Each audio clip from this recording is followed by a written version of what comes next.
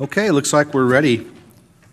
We will call to order the City Council regular meeting for Wednesday, February 2nd, Groundhog Day, 2022, at 6 p.m. We have everybody present and accounted for, and if you'll join me in standing for the Pledge of Allegiance. I pledge allegiance to the flag of the United States of America and to the republic for which it stands, one nation, under God, indivisible, with liberty and justice for all. Honor the Texas flag. I pledge allegiance to thee, Texas, one state, under God, one and indivisible. Thank you. Please take your seats. Okay, we have item number 4 open. We have one proclamation tonight. And Ellie Truman isn't able to make it tonight from the Comal County Crisis Center. So, but it still deserves to be read.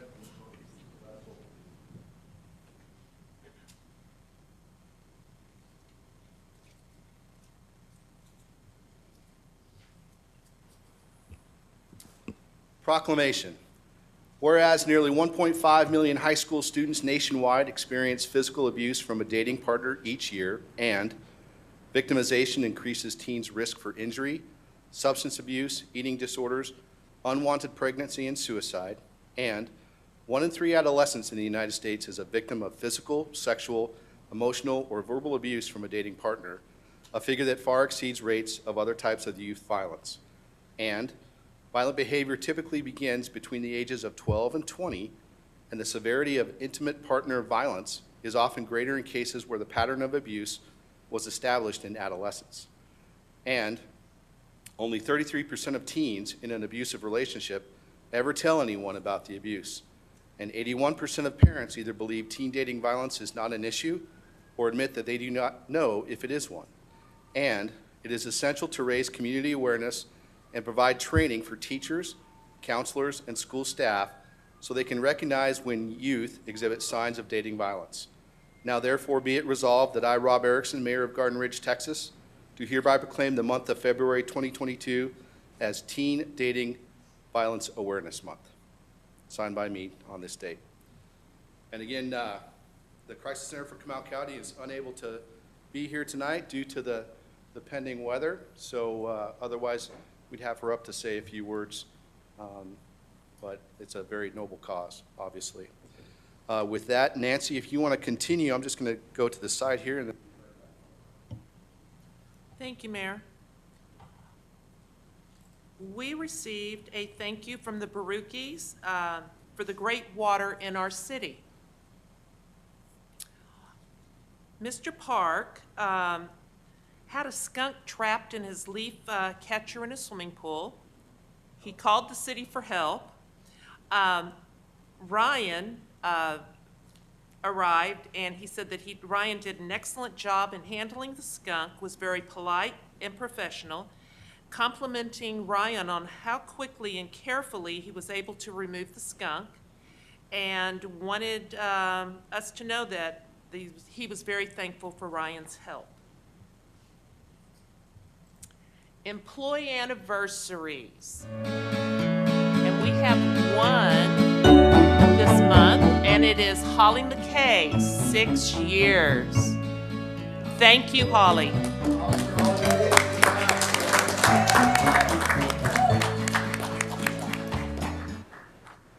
thanks, Nancy. You're welcome.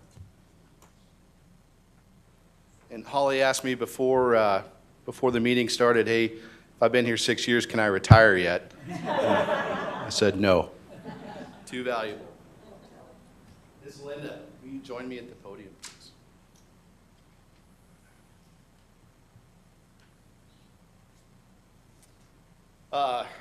We have an award for, do you know about this at all?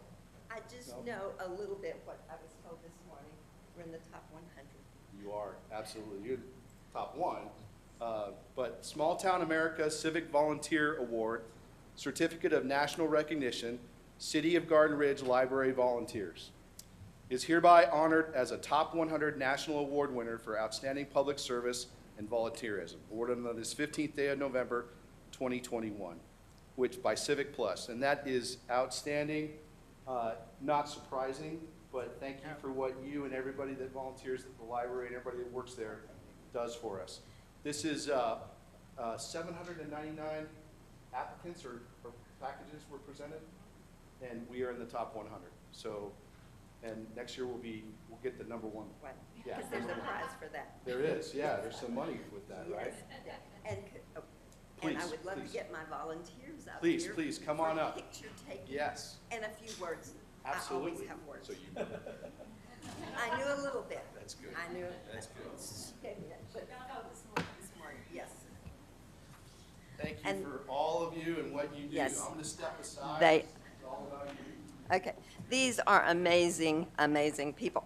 And so these words are really to you all. You know, the library is celebrating our silver anniversary this year, 25 years. Some of them have been with us for 25 years. Raise your hand if you have. Yay. And your baby has. Okay. No, but, okay, that's true. Dedicated people like these are not easy to find. You come to the library at your time with cheerful hearts and big smiles on your faces. You give A+ service to our customers week after week after week. You have compassion and infinite patience. You never laugh at the child who asks, "Do you have any books for a book report?" Or, "Do you have a life-size globe?" Or a real picture of a dinosaur. At least not to their faces. You're flexible when things go wrong, and you think creatively about how to work around those problems. You're all good at that. You patiently put numbers on series of books, labels, where did I see? Labels on books, and you cover the books to keep them together a little bit longer. You make special events like the Easter egg story time, summer reading kickoff, trunk or treat, Veterans Day, and Letters to Santa, a huge success because you raise your hand whenever we ask. So there needs to be a special thanks, though, to Wendy's family and to my husband because they are great volunteers. Sometimes they're not just volunteers, they're voluntold, but they are our heroes. A couple of quotes. "The heart of a volunteer is not measured in size, but by the depth of the commitment to make a difference in the lives of others."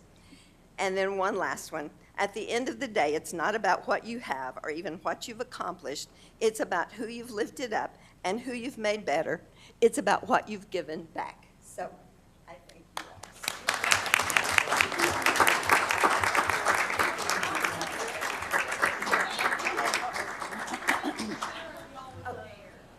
Yes, Mayor, we need you back.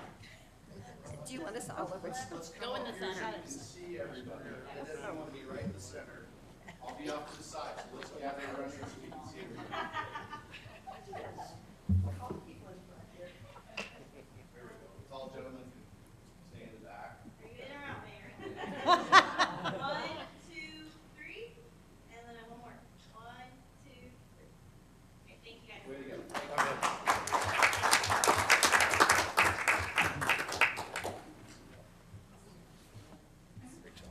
Thank you so much. Well, oh, that.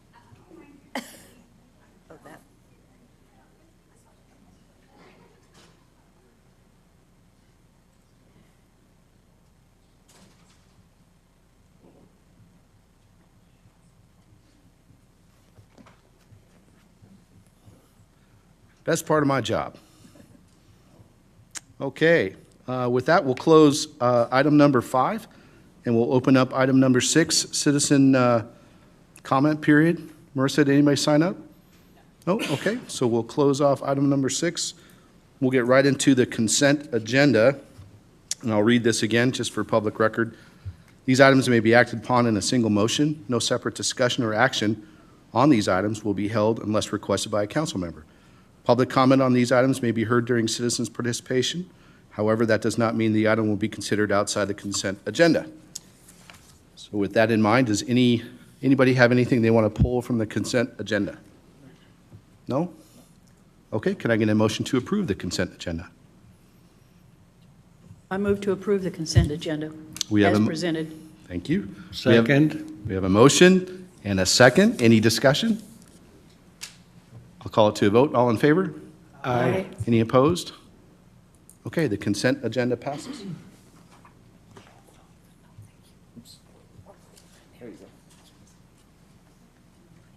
Okay, on to item number 8, approvals and authorizations. The following items are for discussion, consideration, and action. 8A, fiscal year 2021 audit report, period ending September 30th, 2021. Debbie, the floor is yours, ma'am, and welcome.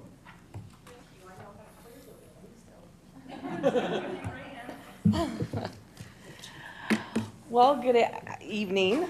Good, I hope you're all staying warm, and I will make it short so you can get home early and warm up.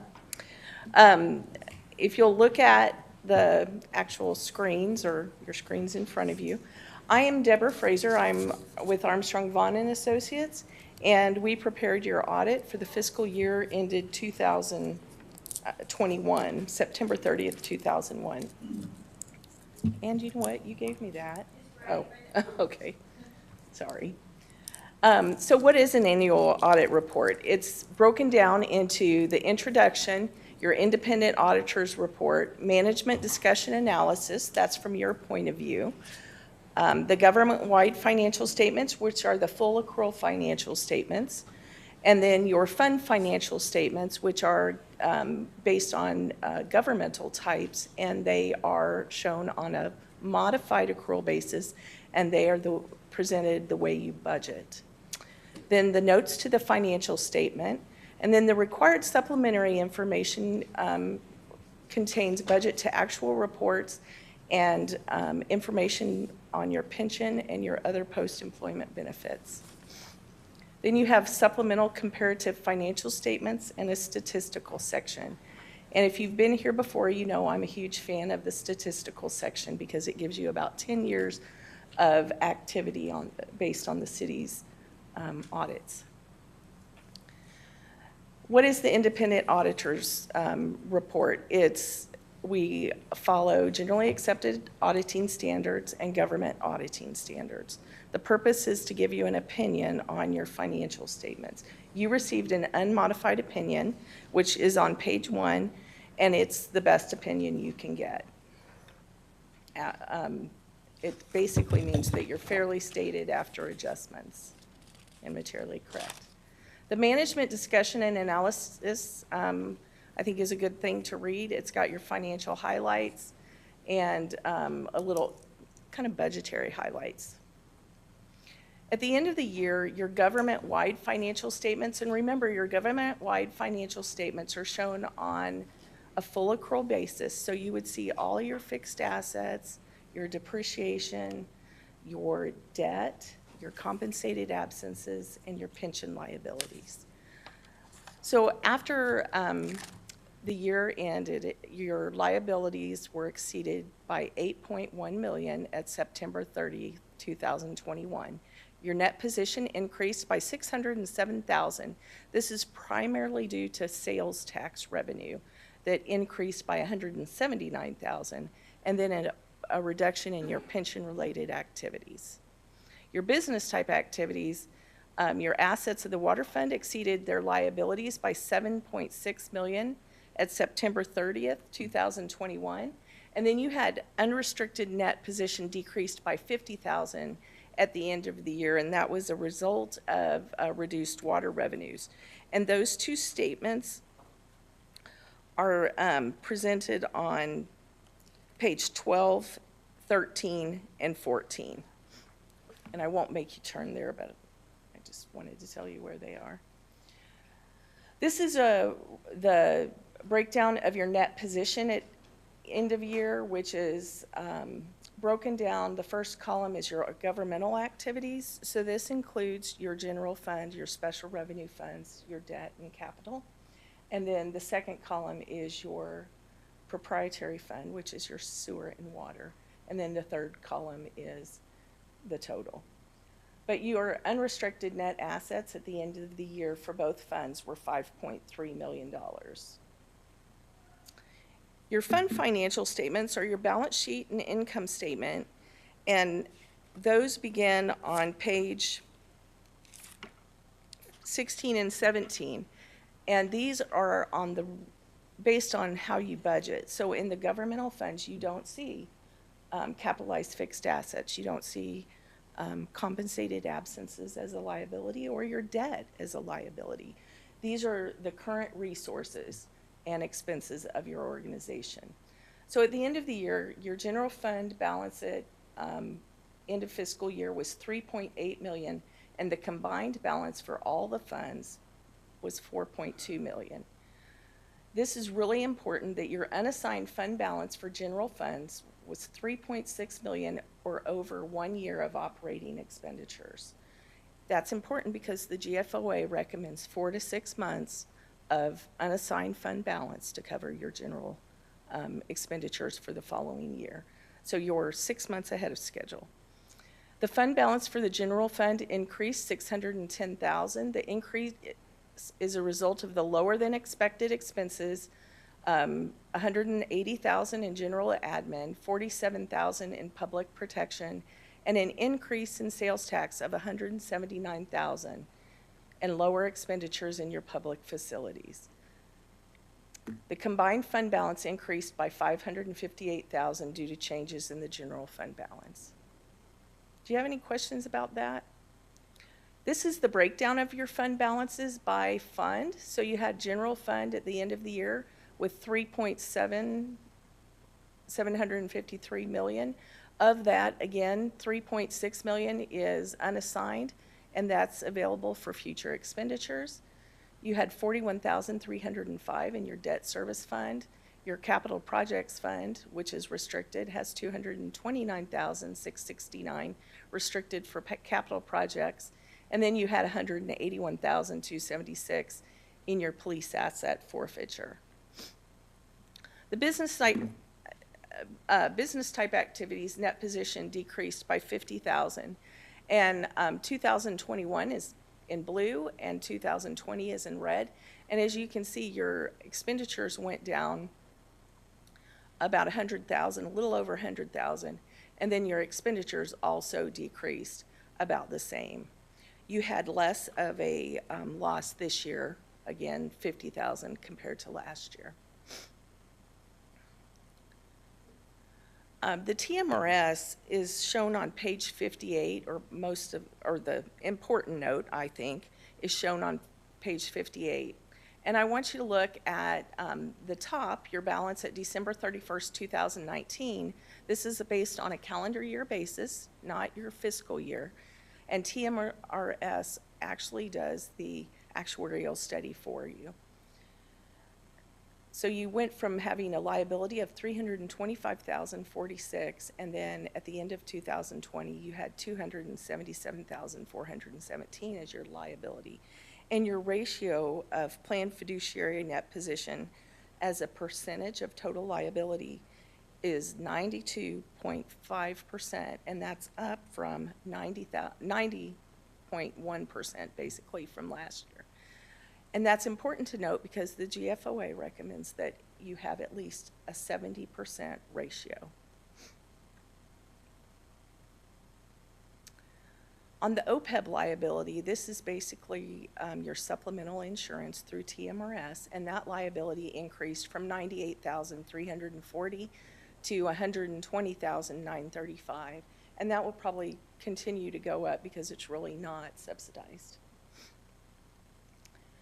On the letters of the conduct of the audit, that's a separate letter that you guys receive, and it would have been on the inside cap of your book. It discusses basically our responsibilities, your responsibilities.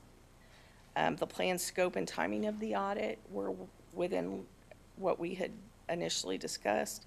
You complied with all ethics requirements. The accounting estimates that are important are useful lives of depreciable assets, allowance for doubtful accounts, actuarial actuarial valuation of the net pension liability and your OPEB liabilities. We think that the financial statement disclosures that are important are related to retirement, other post-employment benefits, and long-term debt. And we did not have any significant issues to discuss with you, and you complied with the Public Funds Investment Act. And again, if you are looking at this later on, I think that the statistical section will give you a very good overview of the city for the past 10 years. Do you have any questions? Council, any questions for Miss Debbie to my right? No. To my left? Okay.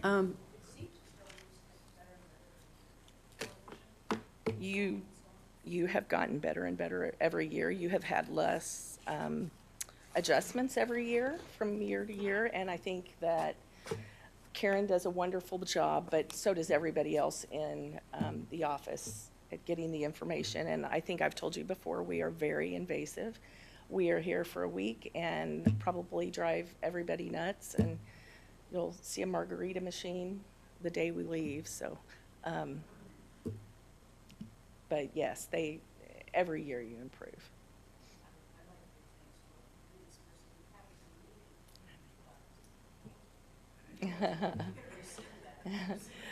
I would be appreciative. And we need to put that on the agenda, actually. But yeah, thank you. Okay, thank you. Thank you, Debbie. Any questions? Appreciate it. No questions? Okay, Thank you. great job. I'll reiterate Kay's words that, and Debbie's words, that it takes a great staff, great leadership, as well as it takes a great finance person to make this all work. And Karen, nobody does it better than you. To quote Debbie, and to quote the, in accounting terms, this is a good rating, right? The best opinion you can get from Debbie. And thank you for everything that you do for the city, that you've done for the city. You will be sorely missed.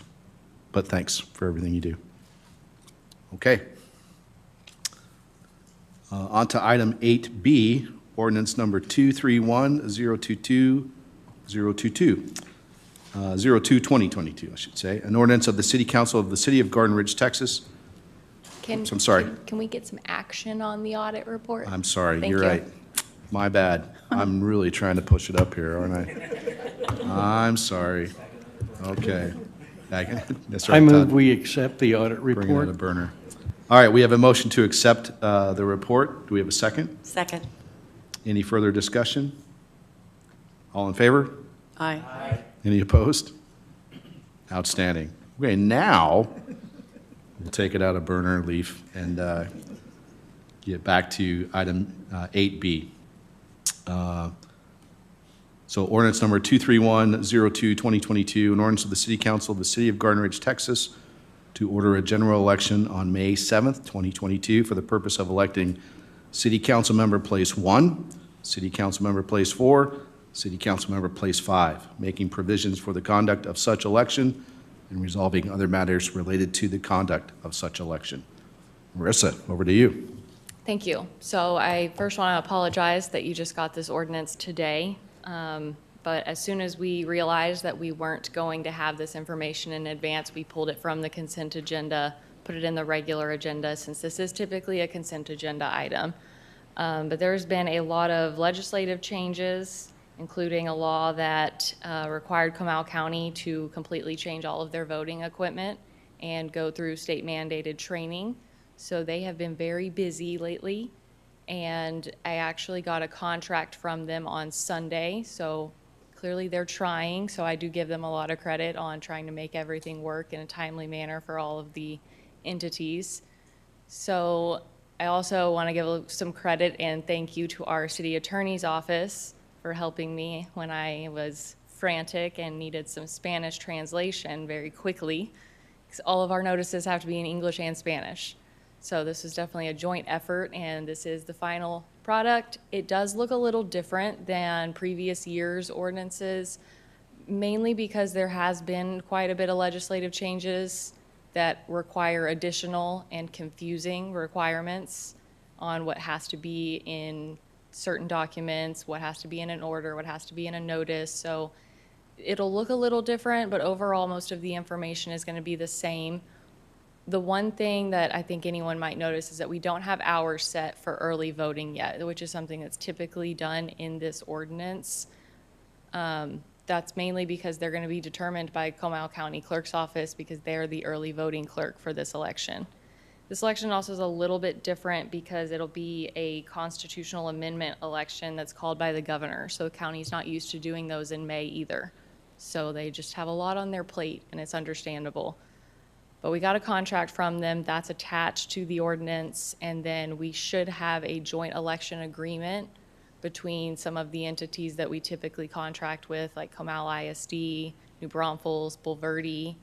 And once that comes, that's something that Nancy will be able to sign because that wording is in this ordinance. So we'll be able to move forward with all of the additional documents that entail conducting an election.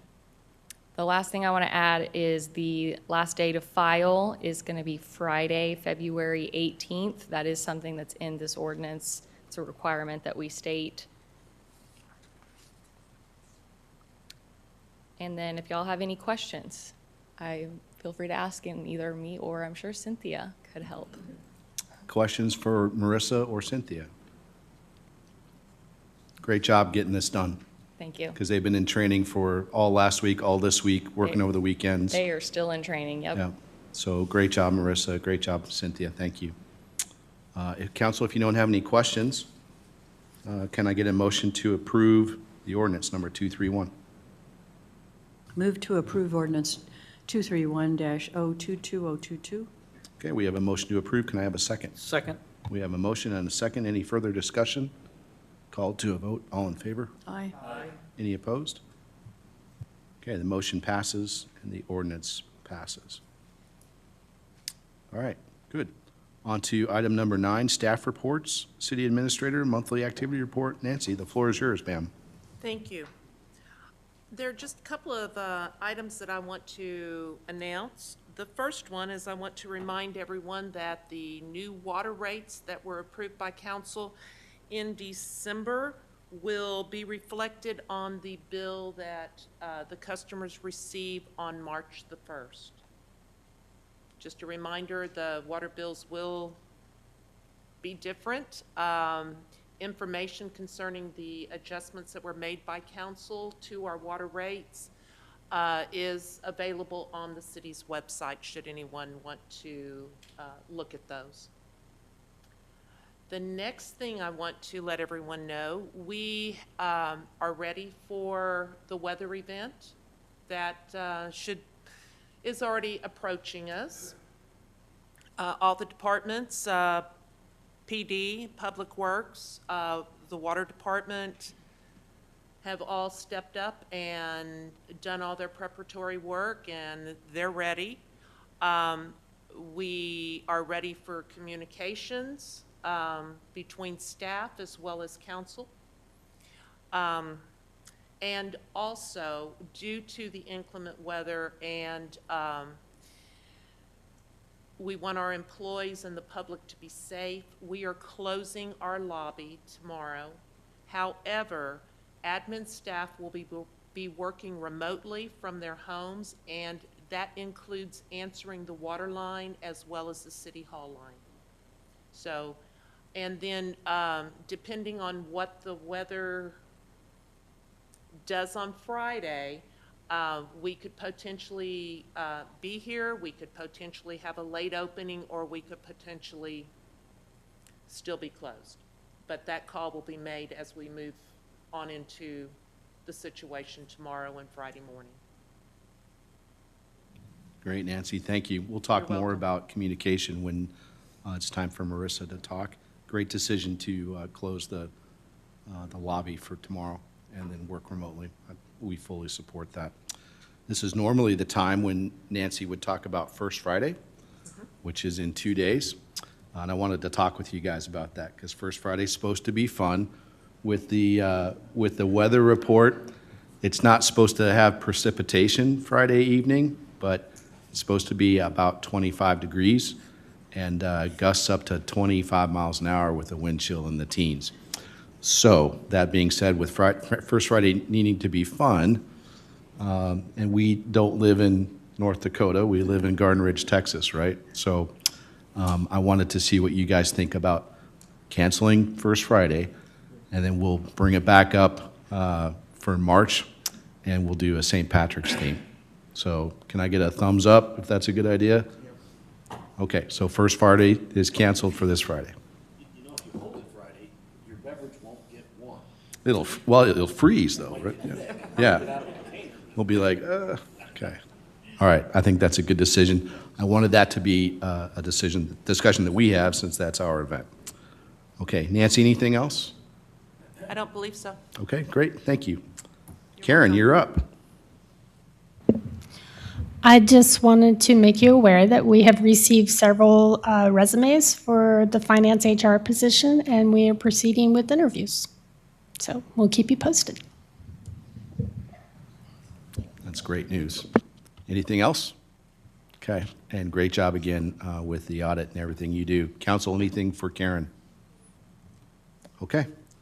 On to Marissa, item C, City Secretary Monthly Report. Floor is yours, ma'am. Before we talk about communications, I just want to briefly touch on one other thing on this report is the March 1st primary general election, not Garden Ridge's election, but there is a county is holding this election, and in early voting will be in here at City Hall on February 14th through February 25th, and then election day will be conducted up at the Community and Event Center. So additional information can be found on the Comal County Elections website. And then under communications, you'll see that the Garden Ridge Emergency Alert System is on there. We are excited to announce that it is live on the city's website for residents to go sign up and check it out. It just became live earlier this week, so we are still working all of the ins and outs of the system, but it's available for people to actually start signing up and making their preferences on how they want to receive notifications by email, by text, and signing up for the different groups that we've created. So anybody that's here, anybody that's listening, definitely go and do that if you want to receive all of the information.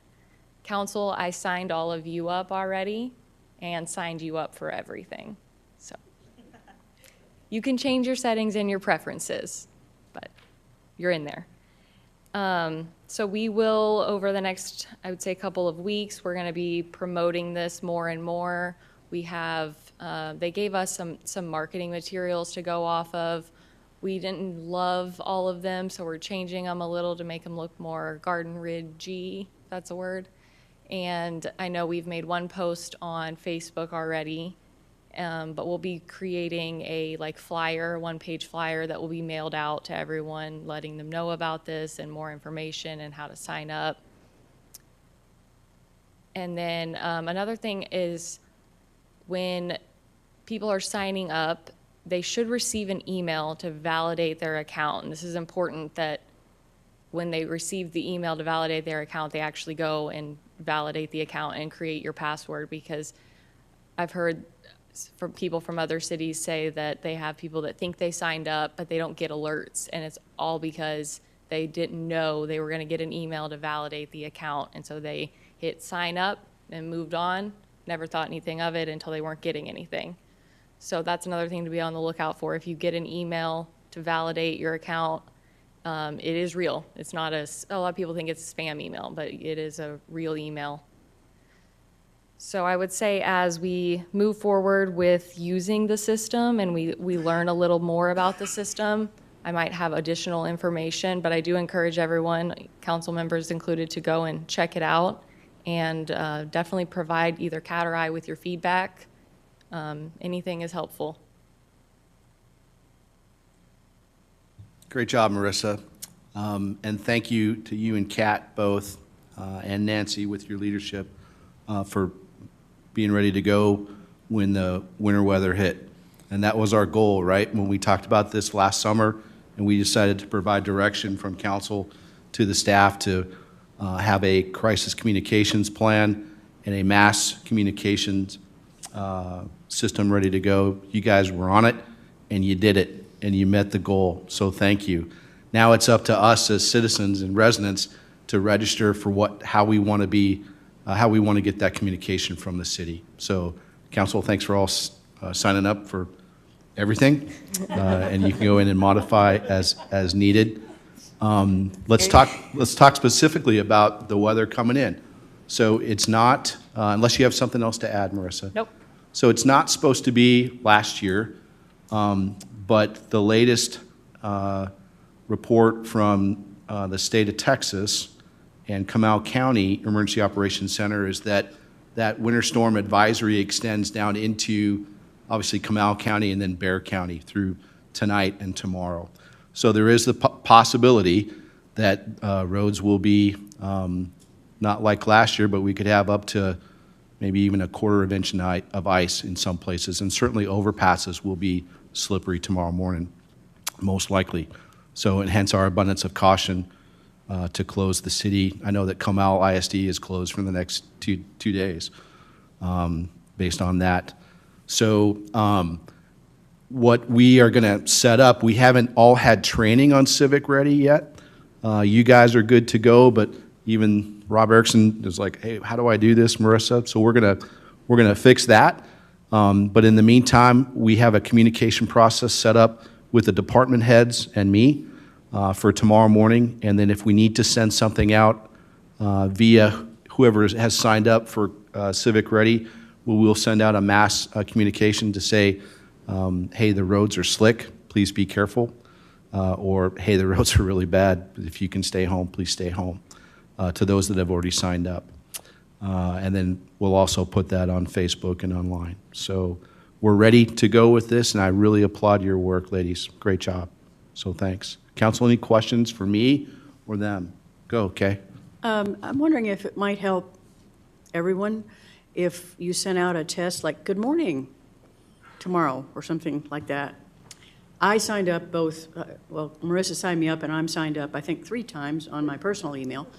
But just to ensure that everything was processed, possibly? Or do you think that would annoy people? So I'll answer that if I can. Okay. What we would like to do is we can send out a welcome message, and it would go out to everyone that we have signed up for it and anyone that has gone and signed up themselves.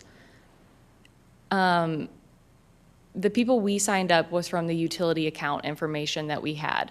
So assuming that's all accurate, it would reach a little under 1,800 people. So we have the option to send out a welcome message, and it has a little bit of information in it. It's just that with the timing of this weather, we haven't sent the welcome message yet.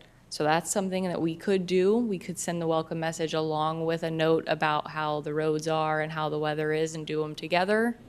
But that's definitely something we've thought of. I would like to do a test, if you will, but they actually call it a welcome message that we could send out. I would like to do that. So you may get one, and it sounds like your phone might blow up when you get it.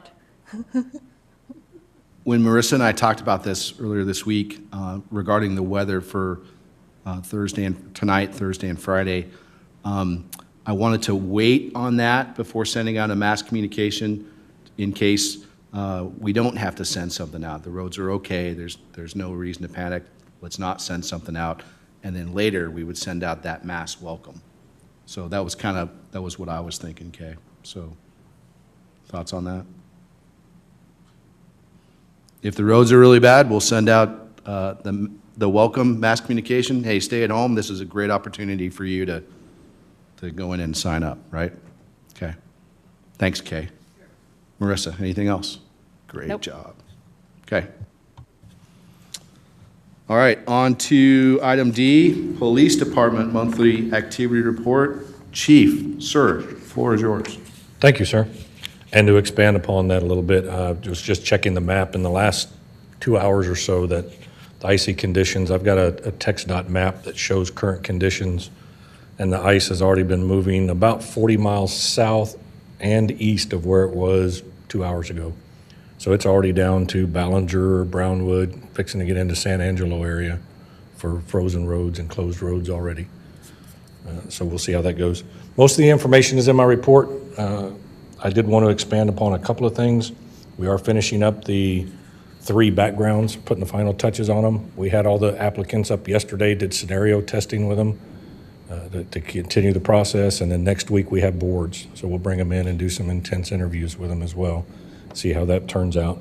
And the only other thing I'd like to add is we have the Refuse to be a Victim class coming up on March 26th. We still have openings. Please get with Jill for anybody that's interested. She's got the sign-up roster. Get a hold of her, get on the class. It's a great class. Lunch is provided by CPA, so sponsors. Good class. If you haven't taken it, I recommend it. That's all I've got, sir. Thank you, Chief. And we got some range training coming up this month, yes? Yes, sir. Okay. 15th and 17th. We ought to be nice. That's a big score for our police department. Awesome. Anybody have anything else for Chief Eberhardt? Okay, thanks. On to Stephen, Public Works Department. Floor is yours, sir. Good evening. For the month of January, volunteers removed about 77 pounds of trash from the right-of-ways. We repaired or replaced 5 street signs. The Public Works office, we created 2 new offices for the utilities and the Public Works.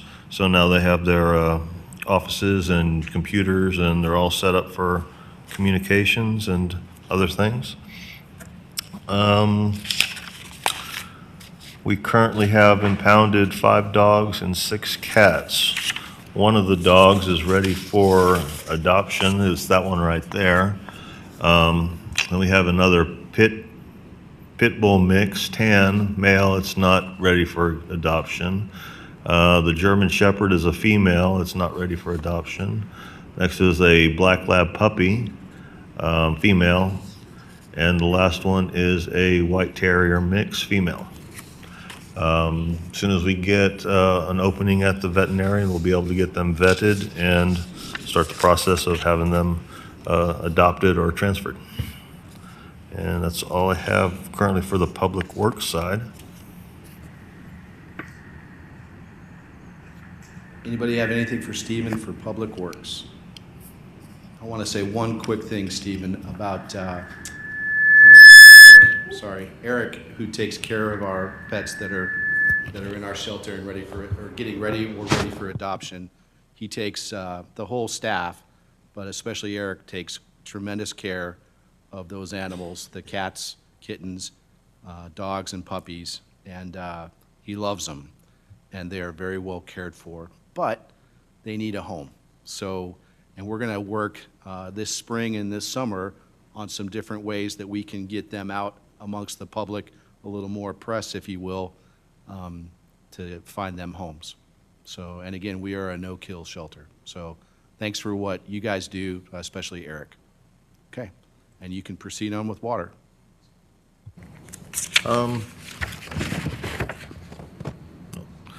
January, we used 10.68 acre feet out of the Edwards. That brings our available balance to 642.607. For Trinity, we pumped 45.651 acre feet out of there. All of our distribution and raw samples that we took from the wells and throughout the city came back good. For water loss, we went up a little bit. We went from 5.6 to 8.1. So we're vigorously looking for any type of leaks that we cannot identify yet in the system. So once we find that, it should go back down again. Let's see. Automatic drafts customers' current numbers are 681. AMI customer portal profiles is 593. Active leak info code alerts is 136. And e-billing customers is 376. And that's all I have to report on the water, other than that we've hardened our infrastructure for this winter event. And we got plans in place for cycling the plant so nothing freezes over, and we continue to have good pressure throughout this event that's coming up. Thanks, Stephen. I know you guys are ready, so thanks so much. Council, questions for Stephen? Am I right? Yes, sir. Jesse, go. Yeah. Stephen, last month, we talked about distribution between Edwards and Trinity and your plan. Do you have a outline yet, or are you working on one, or how you plan to? Well, currently, we're pumping about 10 to 15 feet a month of Edwards to get that number down a little bit. And then once we start getting closer to the more warmer periods, we're going to start pumping more out of it, relying on it more, and then just kind of watching how the weather and the seasons prevail until that kind of determines a lot of how we're going to pump. Because I know your allowable changes with restrictions that they put on, so that changes now, so you have to be careful there. But That's yeah, just trying to be sure we don't leave as many acre feet as we did on the table last year. Yes. Okay. Currently, we have, we're kind of teetering on stage 1. If you go to Edwards' website, it's like at 662, a 10-day average. Once it reaches 660 or below 660, it goes to stage 1, and that's when they start we lose a percentage each time we, out of our acre feet whenever we hit a stage. So that's a big factor also. Okay. Thank you. Go. Thanks, Jesse. Great question, comment. Todd? Okay. Okay. Thank you, Stephen. Thank you. On to item number 9F, the Library Monthly Activity Report. Miss Linda, M.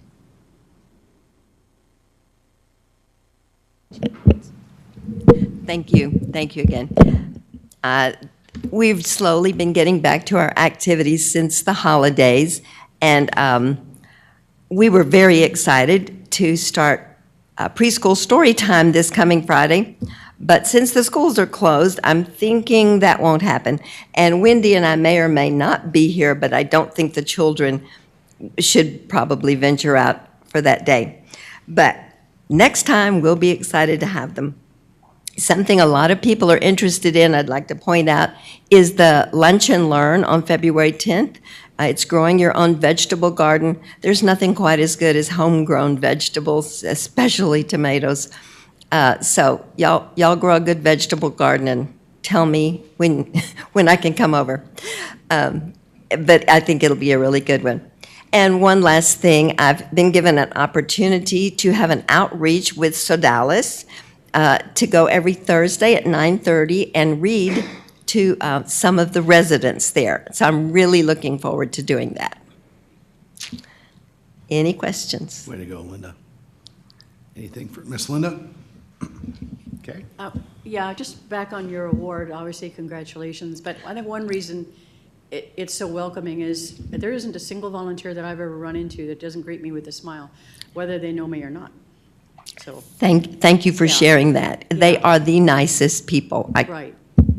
I can't say enough good stuff. Right, thank you. Thanks, Kay. Anybody else? Thank you, Miss Linda.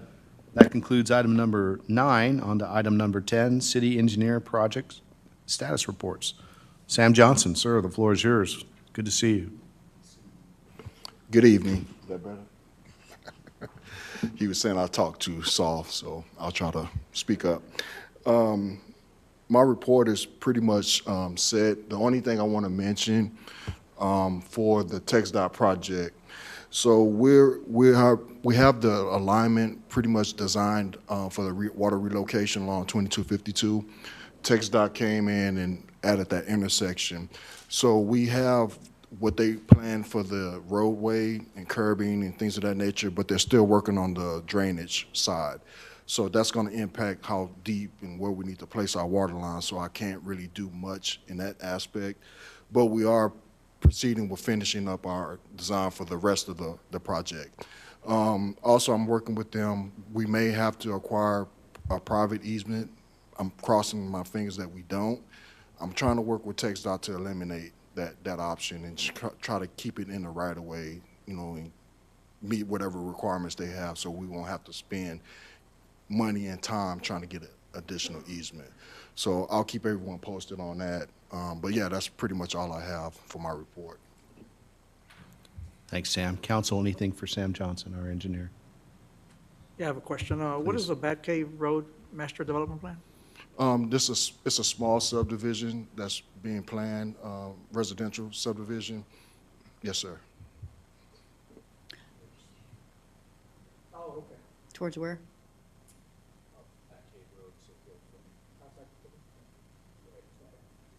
Oh, on the left, a big pretty gate. Further out. Okay, never mind. And I have a question, sir. I'd asked Mr. Lockett at our county luncheon if he knew, they've marked the, and perhaps you do and perhaps you don't, that they've marked the poles at the corner of 3009. They've Xed them as though they're going to, are they going to widen that? Or he thought it must have been a utility easement decision, as though they're going to remove some poles there or back them up? I'm not sure about the plan. I have been talking with GVEC in Centerpoint, the energy company. But as far as that intersection, they are pushing the utilities back. Yeah. So they may, that's probably what they're doing, trying to find out exactly where they are, where they need to move them so they can coordinate with the utilities. It looks like they're, you know, again, recessing them back property into other property. And that's correct. And so with the water line, they're doing the same thing. So I have that schematic, but we're so far back already, it's not being impacted. It's just when we come across 3009, it's tight on that side, the other side. Right. So that's where we may have to get easements or whatnot. But That's it. I'm trying to work with TxDOT. Sometimes they allow you to stay in the right of way. So I'm trying to work with them to try to get that done so where we don't have to chase easements. Okay, got it. Thank you. Thanks, Kay. Great question. Anybody else? Hey, you're not done yet. Some kudos coming your way. There is not a week that goes by when Nancy and I and Marissa and other departments are doing our updates that Nancy doesn't say, hey, Sam Johnson got right back to me with that question.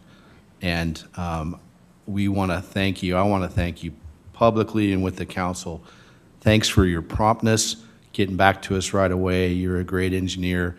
Thanks for your answers. And one of the things I love about you is you have a huge knowledge base, but if there's something that you don't know, you go, you know what, I'll find out, I'll get right back to you. And the next day, there's the email or a phone call waiting. So thanks for what you do. Oh, no problem. I enjoy working with you guys. Great work, yeah. You're awesome. Thanks so much, Sam. Now you're done.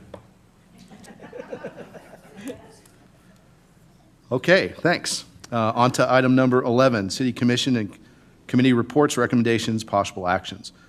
11A, Planning and Zoning Commission.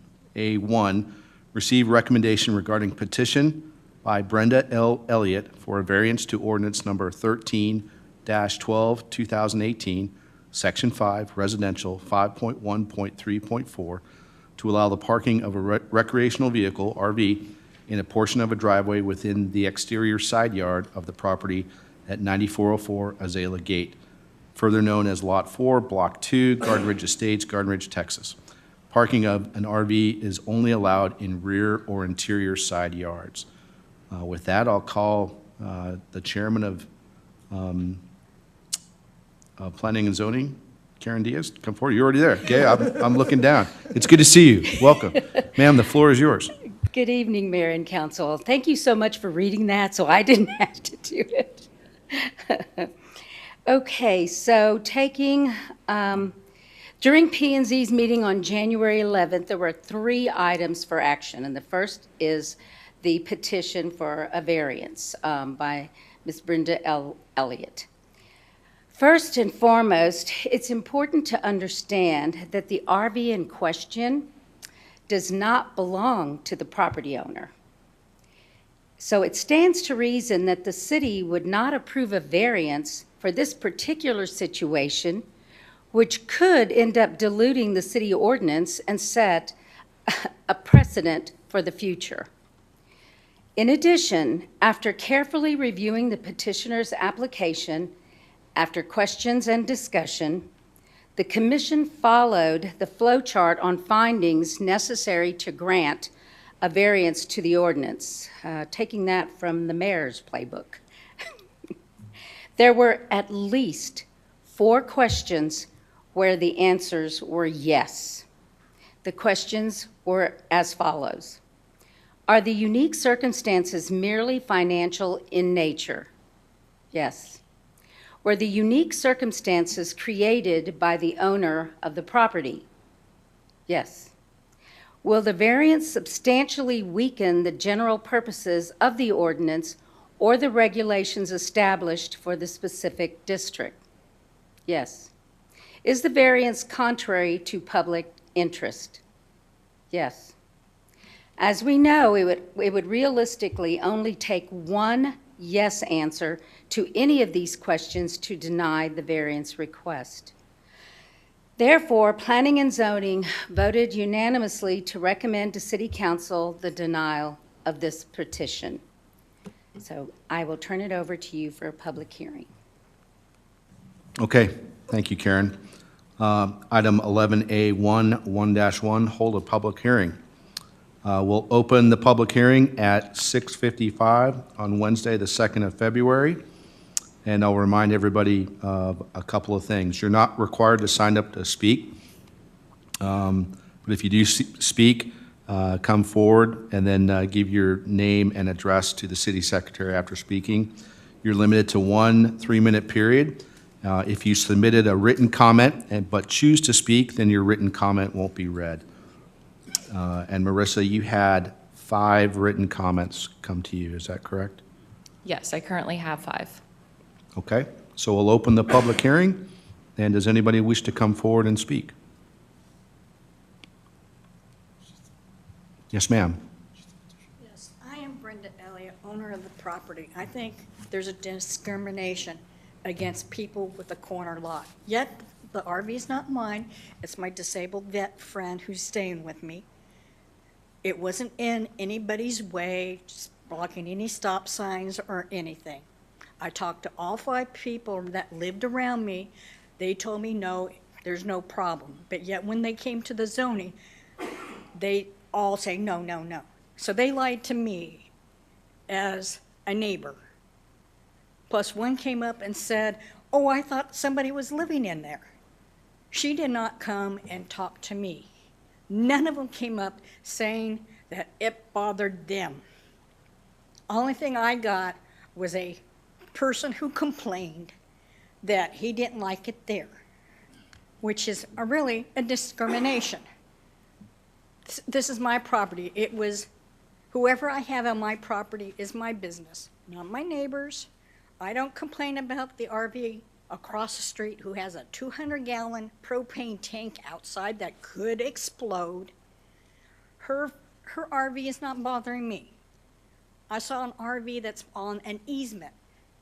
It was on grass. All of a sudden, the length of his RV that was backed up against a telephone pole had all the grass removed and a thin layer of gravel put underneath it. In front of it, it was grass. I have seen so many other people who have RVs that's parked in front of their house, behind secure gates. It doesn't matter. It's a discrimination. You're discriminating against one vet that was on her property. It doesn't matter who it belonged to.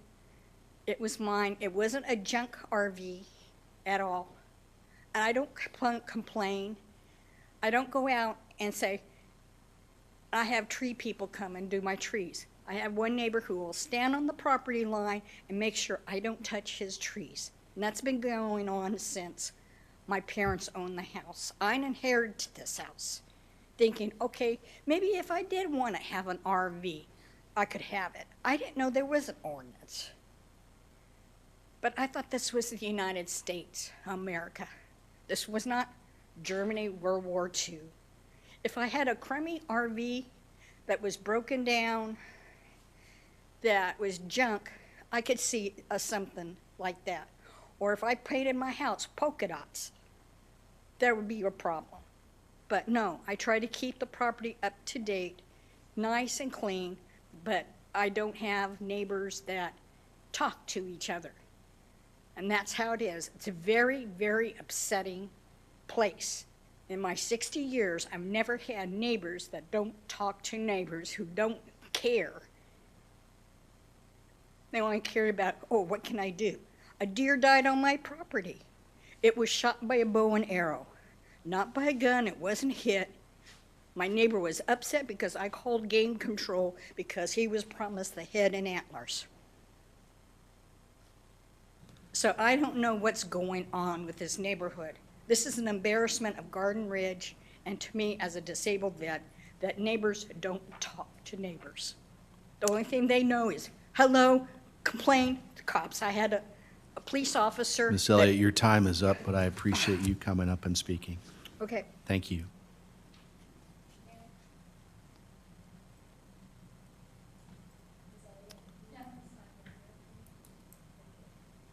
Thank you, Ms. Elliott.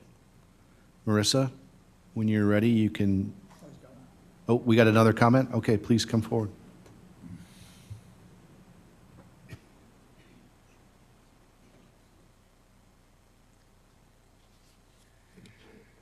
I'm Bill Pohl. I live at 21016 Hickory Bend. I'm opposed to the variance request that effectively changes the Garden Ridge ordinance on trailer parking.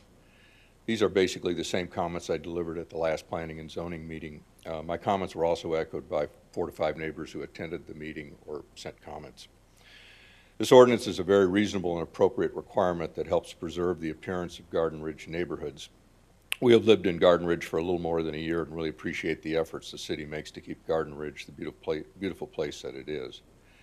Granting this variance seems to be taking a step backwards and sets a precedence that will likely result in more trailers being parked in front of homes. I don't think that is what Garden Ridge residents want. When we moved here, we had a trailer that we brought with us. I checked the ordinance and found that we could not meet its requirements, so we paid a local commercial facility to store it. It seems to me it's as simple as that. When you live in a community, you follow the rules. The location of the trailer isn't even, quote unquote, a close call to meeting the ordinance requirements. It sits on one of the front driveways. Also, I don't believe that the trailer belongs to the property owner. Thank you for offering the opportunity for neighbors to be aware of this variance request and to offer their comments. Thank you, sir. Anybody else? Okay, if nobody else, Marissa, if you want to come to the podium and read the written comments. So I now have 4 comments. Hilbert Leakey Jr., 21025 Hickory Bend. I'm opposed to the requested variance for the residential property at 9404 Azalea Gate. The recreational vehicle in question should be stored in the back of the residence as the ordinance allows. As I go through our neighborhoods, I do not see anyone in non-compliance with this ordinance. I'm opposed to the variance as I do not wish to see a trend toward this endeavor. The neighborhoods have been well maintained and I do not wish this to change. If the back of the residence is not available, then there are many storage facilities in close proximity that can accommodate the RV. Ralph Griffith, 9409 Azalea Gate. I am Ralph E. Griffith, an adjacent property owner at 9409 Azalea Gate. Myself and my family are firmly against the proposed variance to the existing ordinance. Johnita Evans, 9405 Azalea Gate.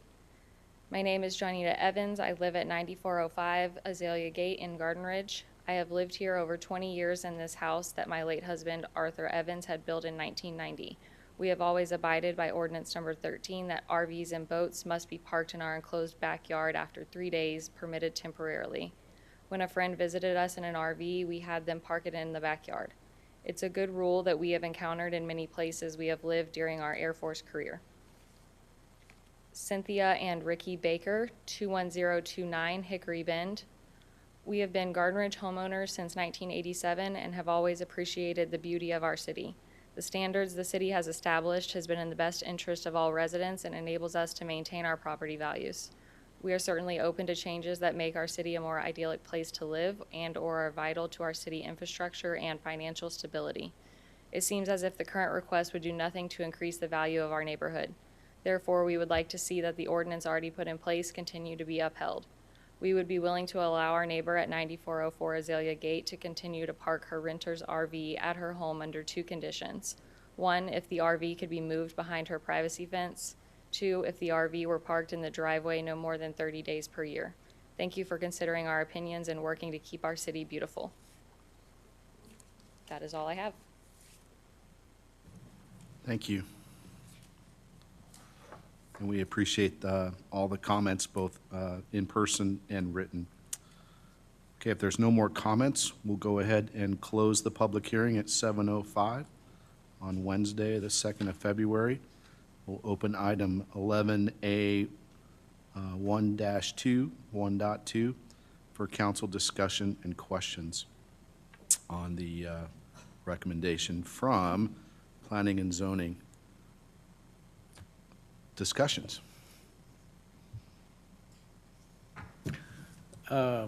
This looks like it, if it were to pass, would definitely open up a can of worms. Okay, I probably should give a little bit of background too before we do this. And when this, like Karen mentioned, when this was brought to Planning and Zoning, it failed, and it failed unanimously. Was that correct? Okay. So with that in mind, we'll continue.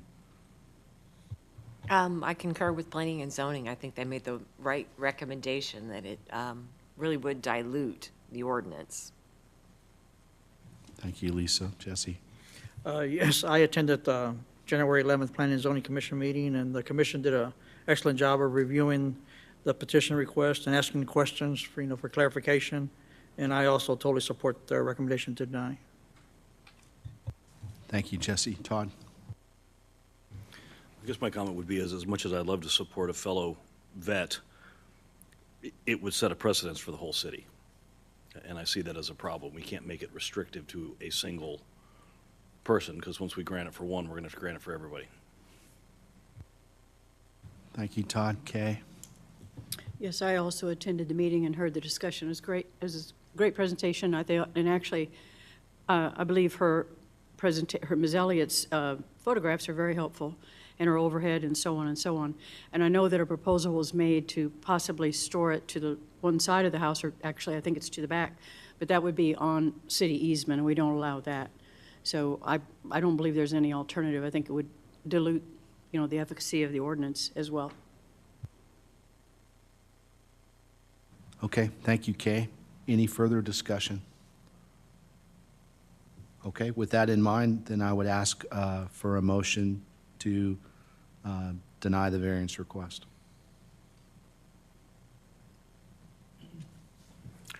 I move to deny the variance request. Okay, we have a motion to deny the variance request. May I have a second? Second. We have a motion and a second to deny the variance request. Any further discussion? I'll call it to a vote. All in favor of the motion? Aye. Aye. Any opposed? Okay, the motion passes, which means the variance is denied, and no further discussion on that.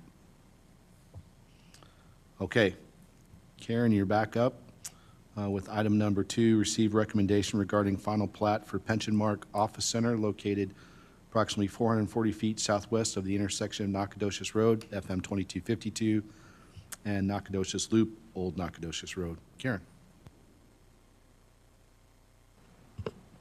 City Administrator Nancy Kane reviewed the final plat and stated that it has also been reviewed by the city engineer.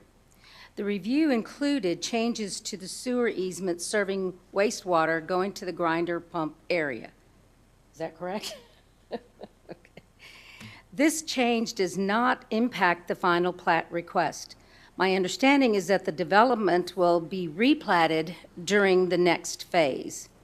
Kevin Etheridge, the engineer representing Pension Mark, was also present and addressed questions from the commission.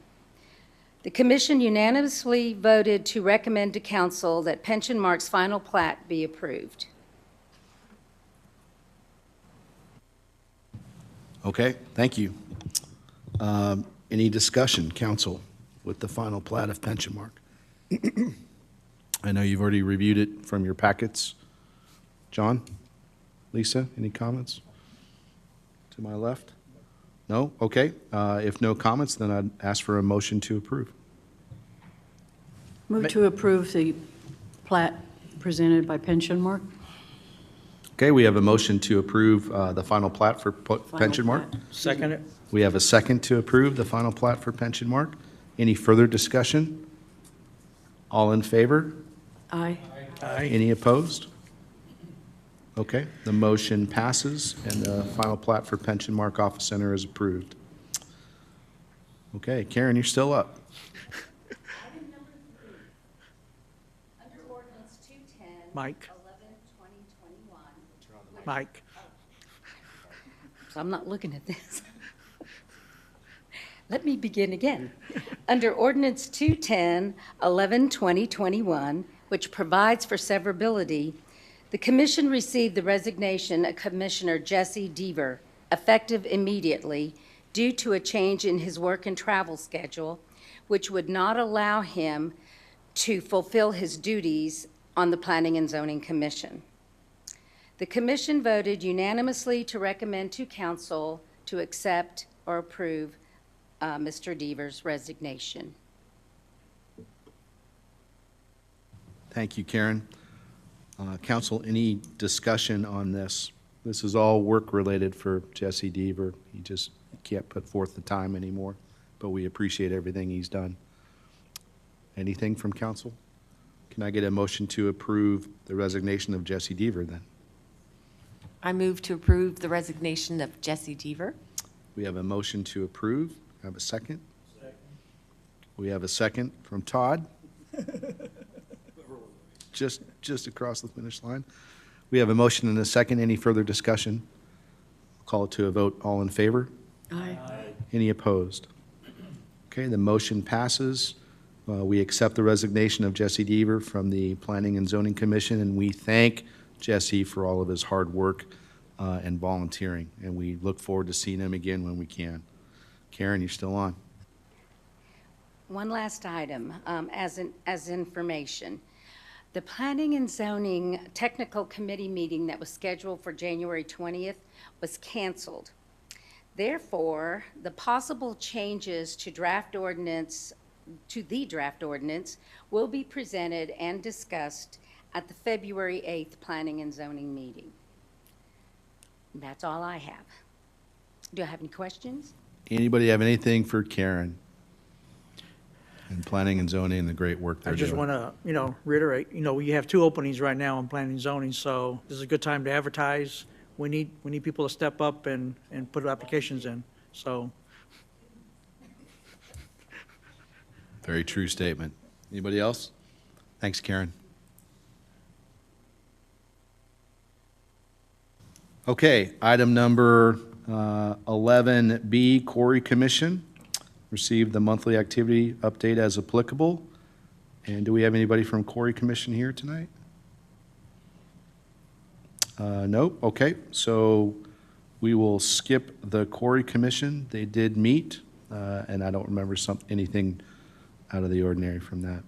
On to item 11C, Water Commission. Chairman Mueller, sir, the floor is yours. Good evening, Mayor and Council. Our first item there is a recommendation regarding the amount of transferable water rights for the proposed Pension Mark Office Center development. And I think before I want to launch into our monologue here, I think there's some updated information. Ma'am, do you want me to do that, or would you like to bring that up? Yes, ma'am. Oh, give the whole recommendation. Okay, you do get to listen to my monologue. Perfect. So we have a proposal and a calculation from the city staff, which is all inside of your packets. And to keep it a bit short, the request was to separate the water rights for Phase 1 and Phase 2. It was calculated out to 8.23 acre feet for Phase 1 and 12.66 acre feet for Phase 2, with the Phase 1 rights due before the filing of the final plat, and the Phase 2 before issuing of the building permits. The Commission voted on this, and we approved with a vote from 3-1 to forward that recommendation to City Council. Now, do you want to? Okay.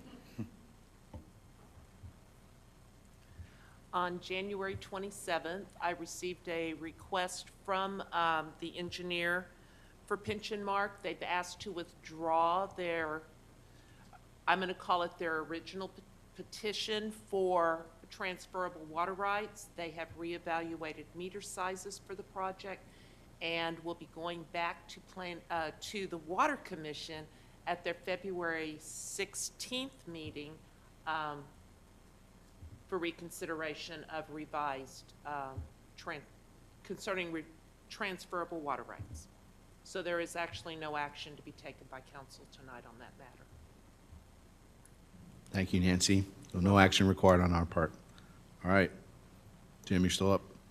Yes, sir. Moving on to number 2, the monthly update. A few things for you here. First of all, Councilmember Valdez, we did talk to Mr. Steinmetz during our last meeting. They were talking about the water plan and usage plan, and we will be monitoring that for you closely as we move forward. Another thing I'd like to mention on this, during the citizen comment period, we heard some concerns about transferable water rights. I'm not sure if all of you got the chance to look at the video, but I encourage you to do that from one of the local developers.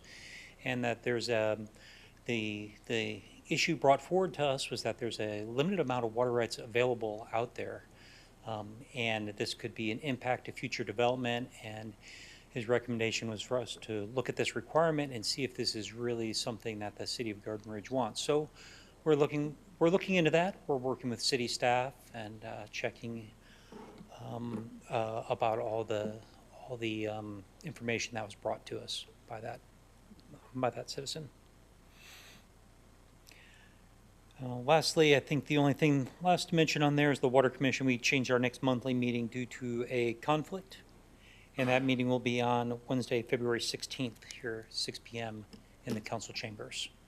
So, Mayor Erickson, over to you for any questions. Yes, sir. Great work. Council, anything for Water Commission? Okay. We look forward to hearing that discussion from the developer with those transferable water rights. So thank you for that. Thank you. Okay, item number 11D, Wildlife Management Advisory Commission. The commission did not meet in January, so there's no update at this time. 11E, the Parks Committee. Mr. Chamberlain is not feeling well tonight, so he sends his regards and his regrets, but he has a monthly update that he's given to Nancy. You're on.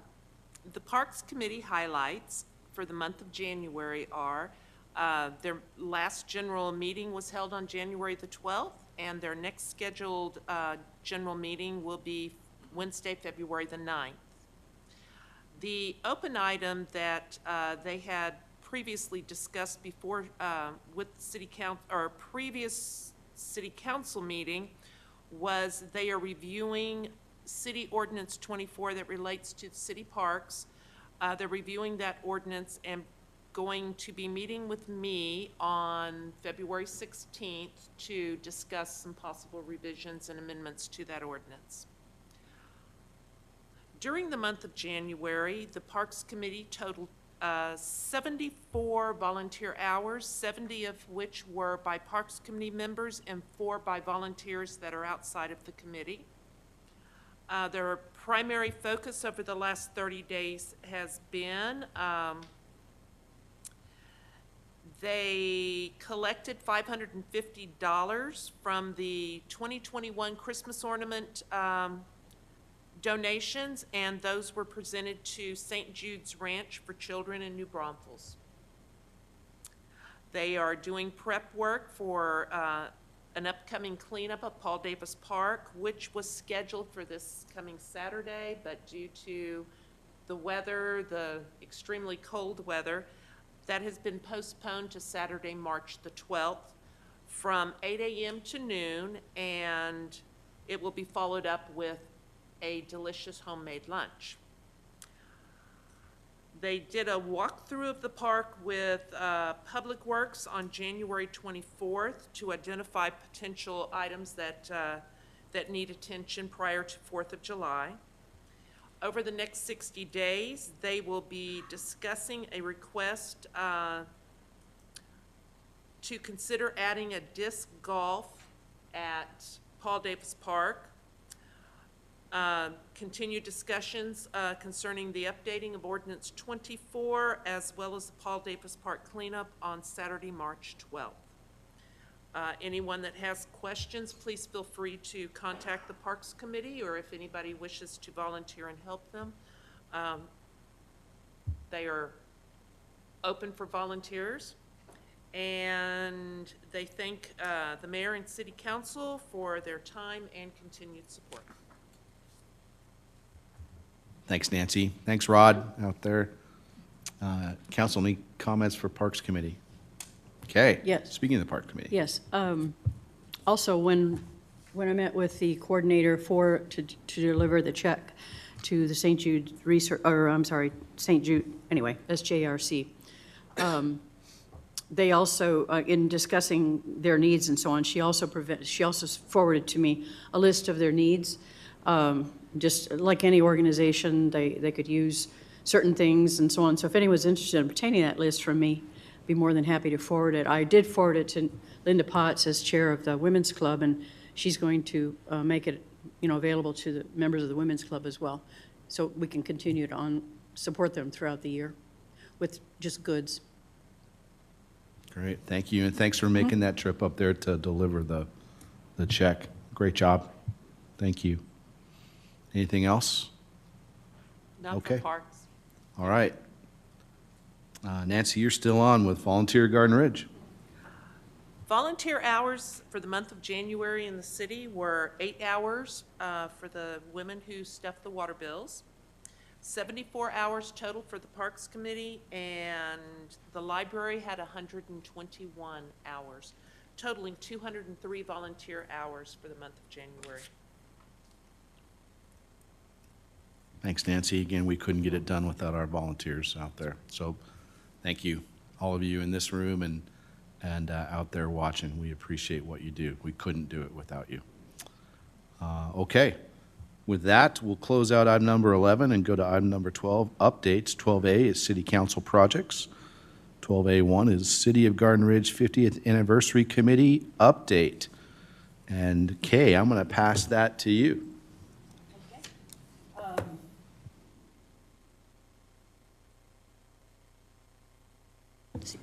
Make sure microphone is on. Big sign. Anyway, we're trying to this is a short month, followed by a long month, followed by, it's going to be July before we know it. And we really want to encourage people, now that you've paid your holiday bills, please consider a sponsorship. There's all different levels of sponsorship. We have these attractive flyers available over there, as well as on the website, or contact me if you like. We have nifty, groovy, far out of sight, and $15,000 dynamite sponsorships available. And I don't want to say, you might consider competing with your fellow business organizations and so on, but just think about it. Jim and I will be making a donation. I will tell you right now, it will not be dynamite. I need a car sooner than that. But honestly, we are working on a new logo with holidays and so on and so forth. We did have to postpone one of our meetings. We are meeting again in February. We're going to be meeting on a regular basis, our team, and we're working on the logistics and so on and so forth, but we're increasing our number of food trucks. We're going to have live music, and it's not going to be a string quartet. And we're having a grand finale to be announced at the appropriate time. So again, we're really looking for sponsors. We can't do this without you. Literally, we can't do this without you. This, as I mentioned before, is a month-long, at least, event. It's not just for the 4th of July. Again, and we don't want to announce any of the sponsors yet, although they do deserve recognition. We will be, as the sponsorships pile in, we're going to be making announcements. So to be fair, some of the people that have already come forward. And I think one of the most exciting things that I can announce tonight, we have Dynamite. We have acquired a sponsorship for Dynamite. If you'll look, that is $15,000 to our event. That is not to be distributed among council or the team or anything like that. This is to put forth our party, and it's for everyone. So just saying, I can't tell you who it is just yet. But just saying that, hey, somebody, if it wasn't you, then you might think about competing. Maybe make 15,001, we'll give you a special ribbon. But seriously, I mean, this is going to be here before we know it.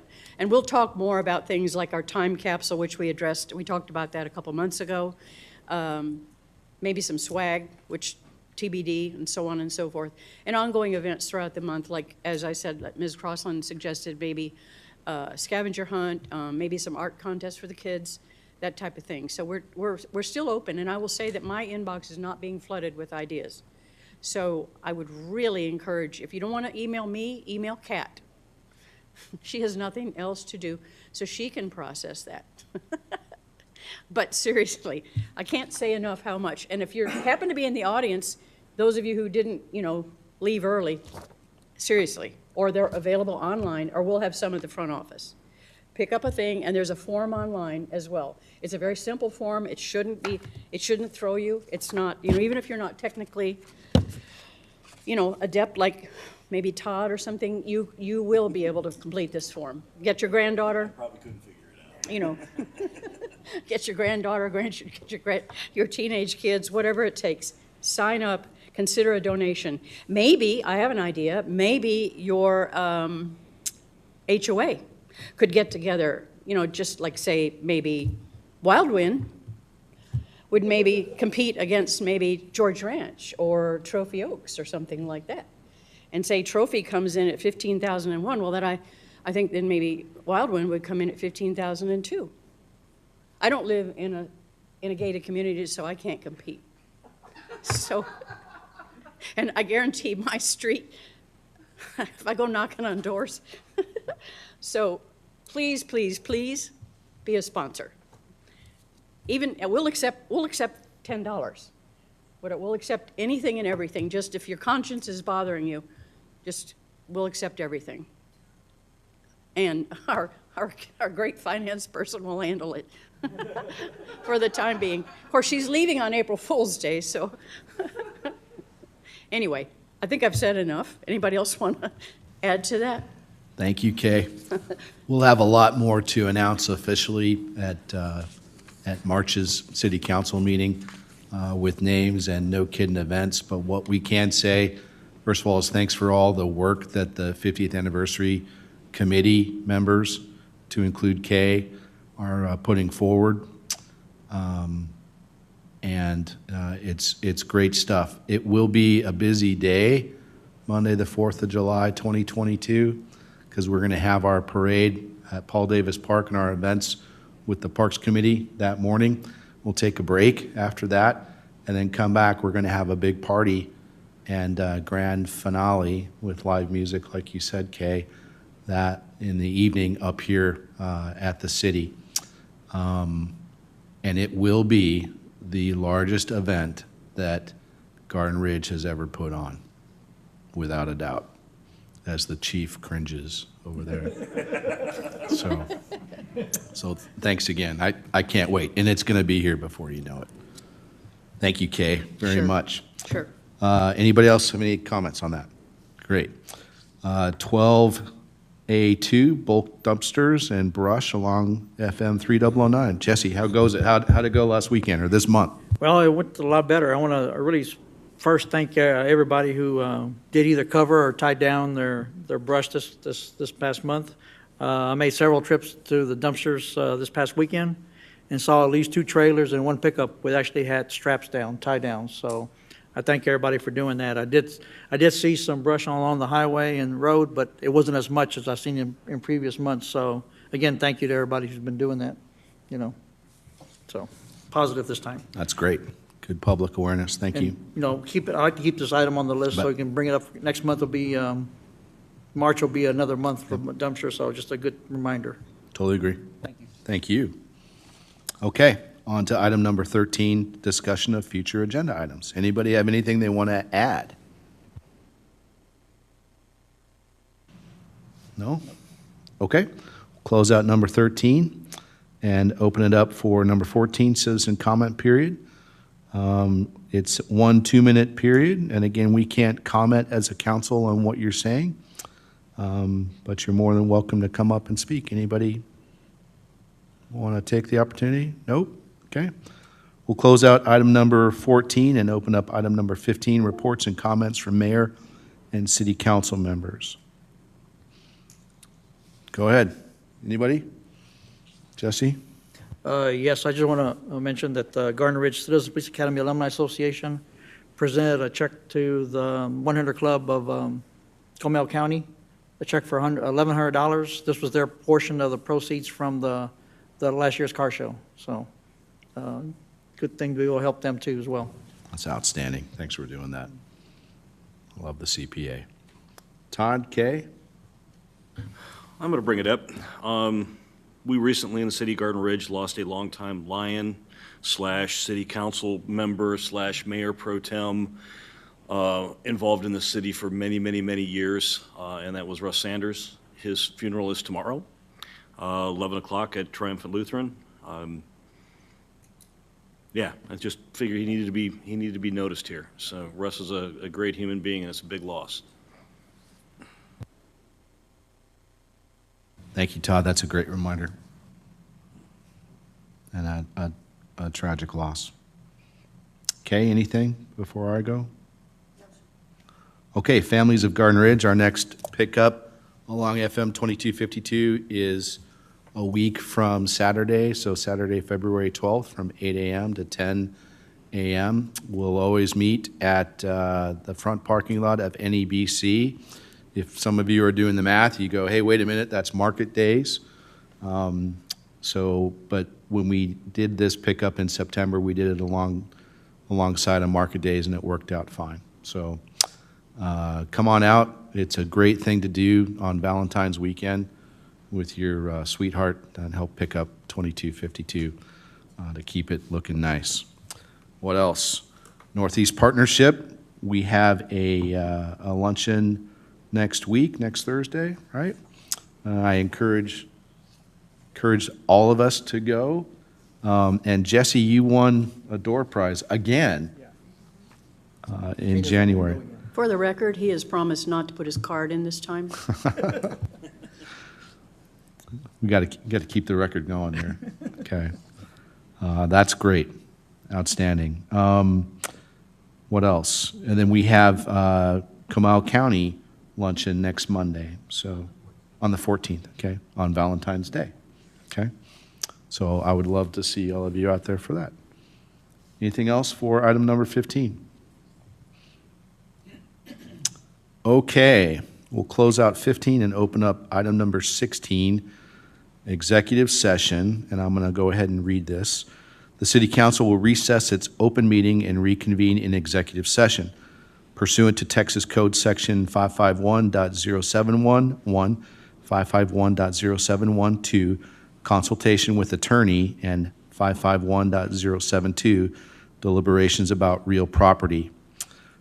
To deliberate the purchase, exchange, lease, or value of real property and deliberation in an open meeting would have a detrimental effect on the position of the governmental body in negotiations with a third person and legal advice on same, wastewater, utility easement acquisition, and property acquisition for city building project and related matters.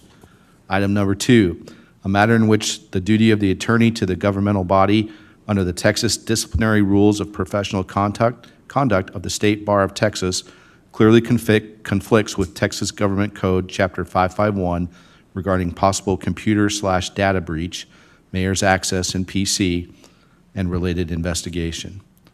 So with that, we will take a recess from our open session at 7:33 p.m. and let's reconvene at 7:50. Will that work? In executive session. Okay, thank you. We are recessed.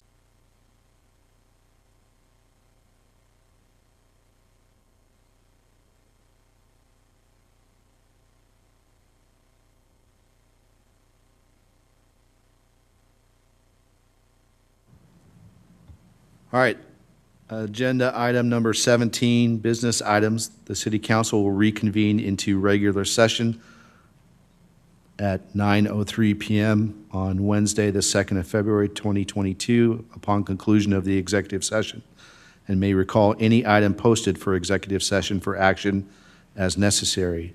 Do I have any members of the council that wish to recall an item for action from executive session?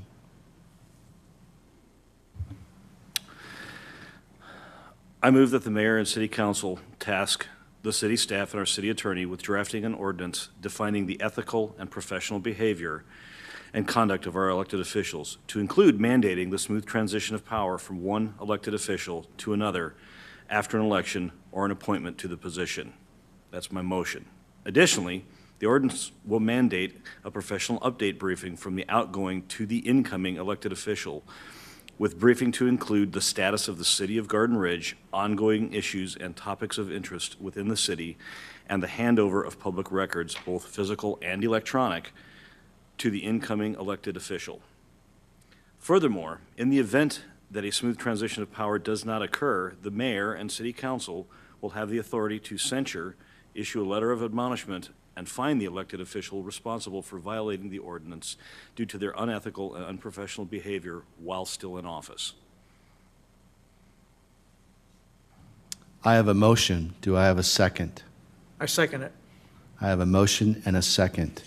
Any further discussion? I will call it to a vote. All in favor of the motion? Aye. Any opposed? The motion carries, and the direction to staff is given. Thank you. Item number 17, business items, is closed. Item number 18, adjournment. Can I get a motion to adjourn? I move to adjourn. We have a motion to adjourn. Can I have a second? Second. Motion to adjourn and a second. Any further discussion? All in favor? Aye. Any opposed? Everybody stay safe out there. Drive safely. We're done.